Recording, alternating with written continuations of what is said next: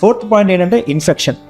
కొన్ని ఇన్ఫెక్షన్స్ తర్వాత మనకి ఈ ఆటోఇమ్యూన్ డిసీజ్ వస్తాయి. మోస్ట్ కామన్ ఏంటంటే స్ట్రెప్టోకోకల్ ఇన్ఫెక్షన్స్. స్ట్రెప్టోకోకై అనే బ్యాక్టీరియల్ ఇన్ఫెక్షన్స్ థ్రోట్ కానీ ఇట్లాంటివి వచ్చిన తర్వాత కొంతమందికి ఈ ఆటోఇమ్యూన్ డిసీజ్ స్టార్ట్ అవుతాయి.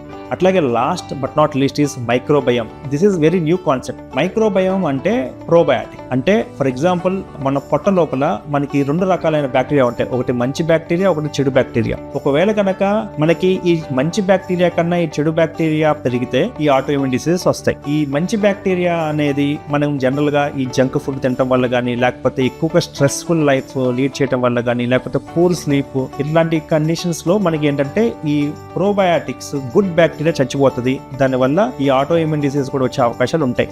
సో ఇన్ని మల్టిపుల్ ఫ్యాక్టర్స్ వల్ల ఈ ఆటోఇమ్యూన్ డిసీజెస్ వస్తాయి. కాబట్టి మనము దేని టార్గెట్ చేయాలి, ఎట్లా కంట్రోల్ చేయాలి అనేది కూడా మనకి చాలా కష్టతరంగా ఉంటుంది.